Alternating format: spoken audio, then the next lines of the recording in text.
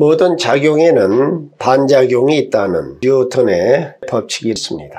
물리학 영역에 있어서는 언제나 그것이 진리입니다. 이것이 우리의 삶에 있어서도 거의 언제나 진리로 작용할 것입니다. 어떤 이가 어떤 일을 행하면 다른 사람들은 그에 반한 반작용의 행동을 합니다. 또 어떤 사람이 어떤 것을 말하면 또 다른 말을 하는 사람이 반드시 있게 마련입니다. 이것은 예수 그리스도의 때에도 그러했다 하는 것입니다. 예를 들자면 요한복음 2장에는 예수님께서 행하신 큰 세 가지의 행동들이 기록되어 있습니다. 그 각 행사하심마다 어떤 특별한 반작용을 불러 일으켰습니다. 2장 초두에서 예수님께서 가나 혼인잔치에서 물을 포도주로 만드신 사건이 있습니다.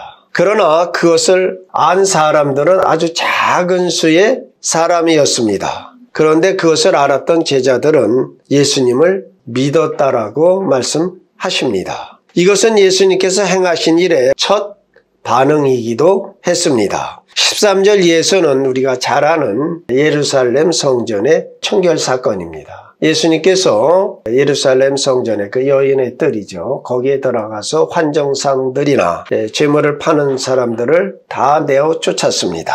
이에 대하여 유대인들은 예수님께 대하여 아주 분노에 찬 반응을 보이면서 네가 이런 일을 행하니 무슨 표적을 우리에게 보이겠느냐 하며 예수님을 몰아 세웠습니다. 그리고 오늘 본문 23절에 예수님께서 6월절에 예루살렘에 계시면서 그 행하시는 표적을 보고 각처에서 올라온 그 많은 사람들이 예수님을 믿었다라고 합니다. 이와 같이 예수님께서 행하신 일들에 관한 세 차원의 반응이 소개되고 있습니다.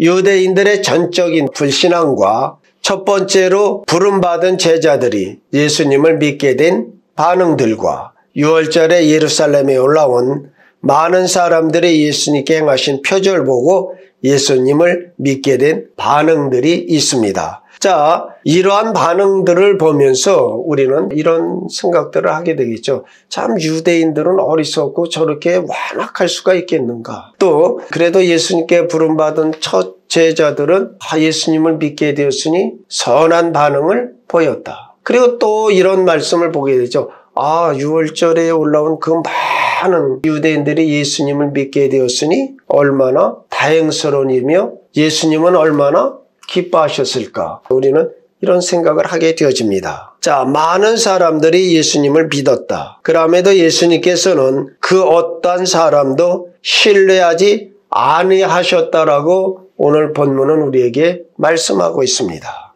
우리는 이 말씀을 보면서 의아하게 생각하지 않을 수 없습니다. 오늘 본문 24절에 예수는 그의 몸을 그들에게 의탁하지 아니하셨으니 이는 친히 모든 사람을 아시며, 여기서 우리가 살펴봐야 할 것은 의탁하다란 말입니다. 이 말의 뜻은 신뢰를 가지고 의지하다란 의미입니다. 예수님께서 사람들을 신뢰하지 않으신 것은 그들의 속됨됨이가 어떠하다는 것을 아셨기 때문이다 하는 것입니다. 우리는 하나님께서만이 우리의 마음을 정확하고 선명하게 보실 수 있으심을 인정해야 합니다. 우리가 사람의 참된 본성을 바르게 볼 수 있다면 아마 세상의 수많은 범죄나 악을 미연에 방지할 수 있을 것입니다. 그러나 우리는 사람의 마음을 들여다볼 수가 없습니다. 하나님께서만이 그 일을 하실 수 있으십니다. 로마서 8장 27절에서는 하나님께서는 마음을 살피시는 분으로, 또 사도행전 15장 8절은 마음을 아시는 하나님이라고 말씀하십니다. 그래서 하나님께서 사람들의 생각과 마음을 보시는 관점이 우리의 관점과는 다르다 하는 것입니다. 인간은 위모를 취하나 나 여호와는 너희의 마음을 감찰하느니라. 하나님께서 인간의 마음에 초점을 맞추고 보시기 때문에 인간적으로 선해 보이는 것에 속지 않으십니다. 하나님께서 인간의 마음을 보실 때 그러면 무엇을 보시겠느냐 하는 겁니다. 성경의 답변을 보면 오늘 우리에게는 충격적입니다. 인간의 마음은 악과 사악함으로 가득 차 있다라고 하십니다. 인간의 마음은 완고하며 어두워져 있으며 거칠고 거만하고 눈멀어 있으며 정욕으로 가득 차 있습니다. 또한 하나님으로부터 멀리 떠나 있습니다. 에레미야 11장 9절에서 단적으로 이렇게 말씀하십니다. 만물보다 거짓되고 심히 부패한 것은 마음이라 누가 능히 이를 알리오라고 하십니다. 그러나 우리가 하나님께서 보시는 대로 마음을 보기 시작할 때만이 하나님의 사랑의 위대함을 맛보기 시작하게 되어질 것이다 하는 것입니다. 오늘 우리 인간은 항상 인간을 가장 위대하게 보기 때문에 하나님의 은혜를 받지 못하고 내가 죄덩어리인 것을 인정하지 못하는 것입니다. 하나님의 관점이 열려져서 우리가 얼마나 죄덩어리인가를 보는 눈들이 열려주시기를 축원드립니다. 우리가 인간의 마음을 알기 위해서 살펴볼 성경에 기록하여 놓은 최초의 큰 사건은 아담과 하와의 타락 사건입니다. 이 사건은 하나님께 대한 패역한 인간의 상태를 보여줍니다. 그 패역 속에서 인간은 하나님의 길을 버리고 스스로 자기의 길로 결국 자기를 죽이고 맙니다. 우리 모두는 인류의 타락이 여자 즉 하와 때문이라고 합니다. 아담도 그렇게 하나님께 대답을 했습니다. 하나님께서 아담에게 내가 네게 먹지 말라 명한 그 나무에를 네가 먹었느냐고 하시자 아담은 하나님이 주셔서 나와 함께 있게 하신 여자 그가 그 나무 열매를 주므로 내가 먹었나이다라고 대답했습니다. 우리는 하와를 비난합니다. 그러나 그것이 성경이 그것에 대하여 말씀하시는 방식이 아니다 하는 것입니다. 성경은 하와가 마귀에게 속임을 당하였고 그래서 연약한 생각으로 넘어지게 되었다라고 말씀하십니다. 그러나 성경은 또한 아담이 범죄하였을 때 그가 속임을 받고 약해서 범죄한 것이 아니라 하나님을 향한 고의적인 반응에서 범죄하였다라고 합니다. 디모데전서 2장 14절에 아담이 속은 것이 아니고 여자가 속아 죄에 빠졌음이라. 자, 이해를 돕기 위해서 이것을 좀 한번 부연 설명을 드리겠습니다. 먼저 아담이 범죄하고 그의 하와가 범죄하였다는 가정을 해봅니다. 하나님께서 이들에게 오셔서 너희가 무엇을 행하였느냐고 물으셨다라고 또 한번 가정을 해봅시다. 자, 그러면 하와는 이렇게 대답을 하였을 것입니다. 하나님께서 아담을 제 머리로 주시며 남편에게 순종하라 하셨나이다. 그래서 남편이 그 나무의 실과를 따먹고 저에게 줄 때 남편에 순종하여 그 열매를 먹었나이다 라고 대답했을 것입니다. 만일에 아담이 먼저 범죄하였다면 하와는 틀림없이 그렇게 대답을 했을 것입니다.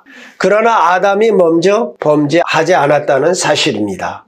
여자가 먼저 죄를 범했고 그래서 성경은 여자가 속아 죄에 빠졌음이라고 말씀하시는 것입니다. 이 말씀을 역으로 삼으면 이런 뜻이에요. 성경은 여자가 속아 죄에 빠졌으나 남자는 그렇지 않았다 하는 것입니다. 아담은 자신이 하는 일이 무엇인지 알고 있었다 하는 것입니다. 그래서 아담의 죄책이 더 크다는 사실입니다. 하나님께서 아담을 동산에 두시고 만물의 영장을 삼으시고 만물을 다스리게 하시며 아담에게 너는 동산의 모든 열매는 네가 임의로 먹어라. 그러나 너를 다스리고 네가 나에게 속하 있다는 상징적인 표로 동산 중앙에 있는 저 선악을 알게 하는 열매는 네가 먹지 말아라. 이렇게 말씀하셨던 것이에요. 그러면서 뭐라 했어요? 너는 저것을 먹는 날에 정령 죽으리라.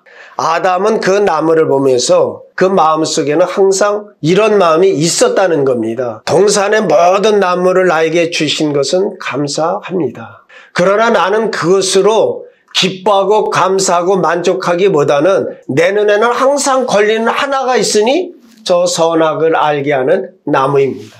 저 나무가 동산 중앙에 서 있는 날은 나는 행복하지도 않고 나는 억눌려 살 수밖에 없는 그러한 존재입니다. 이런 마음이 늘 있었던 거예요.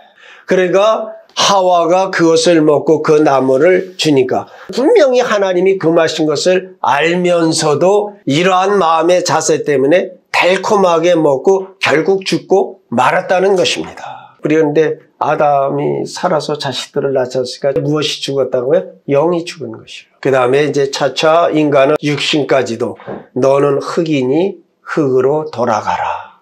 그래서 이 아담의 첫 번째 범죄한 것을 신학적 용어로 드노보라고 그래요. 이 드노보라는 말의 뜻이 무엇이냐면 전적으로 새로운 행동이다. 그러니까 과거 그 어떤 역사, 어떤 일에도 일어나지 않았던 새로운 형식의, 새로운 방식의, 새로운 행동이다. 이것이 인간의 타락이에요.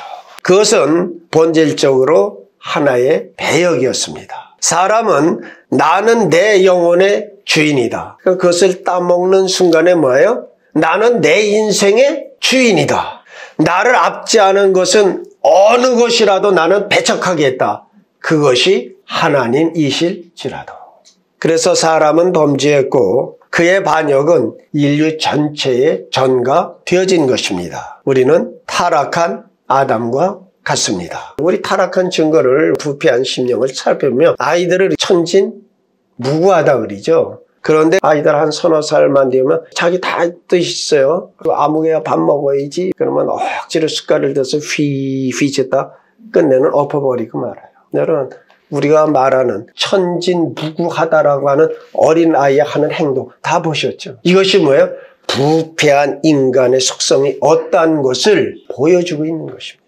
아담의 타락이 우리에게 어떻게 영향을 미치고 우리 인간이 그를 따라 어떻게 부패하였는가를 우리에게 실증해주고 있는 사건이다 하는 것입니다. 우리는 우리 본성에 대한 성경의 지적을 겸허히 받아들이고 하나님을 기쁘게 할 수 있는 방식으로 우리를 인도하여 주실 것을 간구하는 바로 그 시점에서 영적인 지혜에 이르게 되어진다 하는 것입니다. 하나님께서 보시는 방식대로 사람들의 마음을 드러내 주시는 성경의 또 다른 한 실례를 한번 살펴보겠습니다. 그것은 모세의 영도 아래 출애굽한 이스라엘 백성들입니다. 하나님께서는 당시 세계 최강의 애굽에서 이스라엘을 이끌어내시기 위하여 애굽의 10가지 재앙을 내리시면서까지 그들을 이끌어내셨습니다. 그리고 하나님의 백성들로서 성별되고 구별되게 하기 위하여 그들을 시내산으로 이끄시고 그들을 다스리고 그들이 지켜야 할 율법을 주시기로 작정하셨습니다. 출애굽기 19장 18절에 보면 시내산의 연기가 자욱하니 여호와께서 불 가운데 거기 강림하심이라.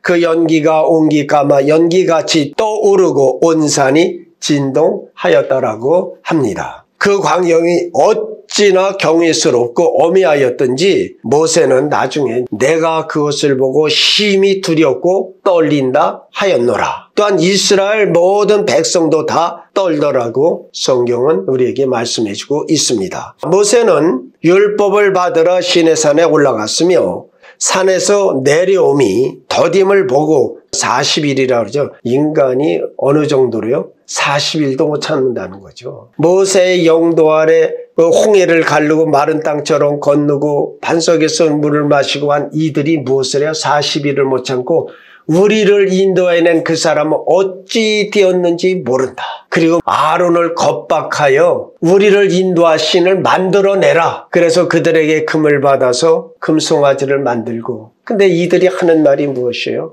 우리를 애굽에서 인도해낸 우리의 신이로다 하면서 그 송아지 앞에서 번제를 드리고 화목제를 드리고 뛰놀며 춤을 추고 이것이 인간이라는 거야. 인간은 어떠한 기회가 어떻게 되면 무엇을 자기 신을 만들려고 하는 것이요. 이것이 타락한 인간의 본성이다 하는 것입니다. 무엇이든지 어떻게든지 하나님을 다른 것으로 대체하려고 하는. 그래서 세상을 주장하는 것은 만몬이에요. 세상 사람들이 다죠. 돈만 있으면, 돈 있으면 다 되는 것이 아닙니다. 하나님이 계셔야 됩니다.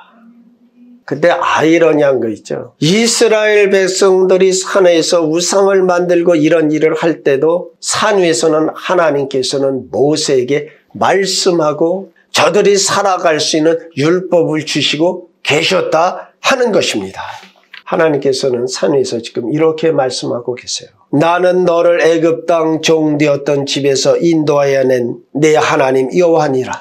너는 나 위에 다른 신들을 내게 두지 말라. 너를 위하여 새긴 우상을 만들지 말고 또 위로 하늘에 있는 것이나 아래로 땅에 있는 것이나 땅 아래 물속에 있는 어떤 것의 형상도 만들지 말며 그것들에 절하지 말며 그것들을 섬기지 말라. 나 내 하나님 여호와는 질투하는 하나님인즉 나를 미워하는 자의 죄를 갚되 아버지로부터 아들에게로 3, 4대까지 이르게 하거니와 나를 사랑하고 내 계명을 지키는 자에게는 1000대까지 은혜를 베푸느니라. 자, 그러나 하나님께서 이렇게 말씀하고 계시는 동안 이스라엘 백성들은 자기들을 애굽 땅에서 인도하여 내신 그 하나님께 등을 돌리고 있었다 하는 것입니다. 수세기를 지나 예수님께서 이 땅에 오셨습니다. 과연 인간은 달라졌을까요? 특별히 율법을 받고 그 당시 세계에서 가장 종교적인 사람들인 유대인들은 어떠했겠느냐 하는 것입니다. 그들은 이렇게 말합니다. 하나님께서 선지자들을 보내셔서 경고의 말씀을 하실 때 우리가 만일에 거기에 있었다면 우리는 절대적으로 순종하였지 우리 조상들이 선지자를 대적하고 배역했던 그 죄는 빠지지 않을 것이다. 그러나 그랬냐 하는 것입니다. 절대 그렇지를 못한 것이 인간이다 하는 겁니다. 예수님께서 오셨습니다. 절대 진리를 전해주셨고 완전한 표본을 보여주셨습니다. 심지어 예수님을 헤아리는 자들에게 예수님께서 너희가 무슨 죄로 나를 잡느냐고 하실 때에 저들은 예수님의 잘못을 어떤 것도 지적해내지 못하면서 그러면서도 예수님을 조롱하고 모욕하고 끝내는 로마 법정에 넘겨주어 십자가에 못 박히도록 한 사람들이 바로 그들이었다 하는 것입니다. 그것이 인간의 마음입니다. 예수님께서 바로 그것을 보신 것입니다. 하나님께서 오늘날 저와 여러분을 그렇게 보고 계시다는 사실을 잊지 마십시오. 그러함에도 놀라운 것은 우리의 죄에도 불구하고 우리를 사랑하시고 유일 독특하신 아들 예수 그리스도를 우리의 죄를 대속하시기 위하여 십자가에 달아 죽게 하심으로 우리에 대한 사랑을 확증해 주셨습니다. 만일 여러분들이 하나님의 사랑을 진정으로 알고 싶다면 그리스도의 십자가를 묵상하십시오. 난 이것만 보면 몸이 떨려옵니다. 예수께서 십자가에 달리실 때 하늘로부터 어둠의 구름이 내려 다 덮지 않습니까? 예수님이 십자가에서 하나님 어찌하여 나를 버리시나이까. 아들의 위침 한 번도 아버지 하나님과 분리된 적이 없는 예수 그리스도. 그러나 우리를 사랑하사 우리의 죄를 대속하시기 위하여 자기 아들을 십자가에 달아 그 고통 중에 위치는 소리까지도 보실 수 없어 위면하시며 우리를 그렇게 구해내 주신 것입니다. 로마서 5장 8절이 우리가 아직 죄인 되었을 때 그리스도께서 우리를 위하여 죽으심으로 하나님께서 우리에 대한 자기의 사랑을 확증하셨느니라고 하십니다. 우리를 얼마나 사랑하셨다고요? 자기 아들을 십자가에 죽이시기까지 자기 아들의 생명으로 우리를 사셨습니다. 그 하나님의 은총과 은혜에 감사하며 살아가시기를 바랍니다. 우리는 그 어느 시대보다 비참하고 냉혹한 세대에 살고 있습니다. 예수님께서 말세의 징조를 마태복음 24장 12절에서 대표적으로 이렇게 말씀을 해주셨어요. 불법이 성함으로 많은 사람의 사랑이 식어지리라고 하셨습니다. 오늘의 사람들은 자신 위에는 관심이 없습니다. 타인에게 또 이웃에게 사랑을 베푸는 사람이 회귀한 것이 현실이기도 합니다. 불법이 성함으로 많은 사람이 사랑이 식어지리라. 대표적으로 이런 얘기야. 우리가 호감을 가지고 어느 사람에게 호의를 베풀고 했는데 그 사람의 반응이 오히려 우리의 뒤통수를 치더라. 그러니까 내가 이제 누구를 도와주고 베푸는 일은 절대 하지 않겠다. 이것이 사랑이 식어진 것이에요. 하나님은 어떻게 그러함에도 불구하고 우리를 사랑해 주신 것입니다. 자, 우리가 꼭 기억하시대요. 우리는 그렇게 식어지는 냉담한 마음을 가지나 그러나 그분은 그 어떠한 경우라도 여러분을 이해하고 계십니다. 그분은 여러분에 관한 모든 것을 다 알고 계십니다. 정말 내 것 하나하나 다 알면 정말 죄스럽죠? 그러함에도 사랑하십니다. 여러분의 마음을 아시고 어찌하든지 저와 여러분을 사랑하십니다. 주님의 사랑을 받은 자들로 세상에 살맛 나게 하는 사랑의 실천자들로 나타나시기를 우리 주 예수 그리스도의 이름으로 축원드립니다. 기도하시겠습니다.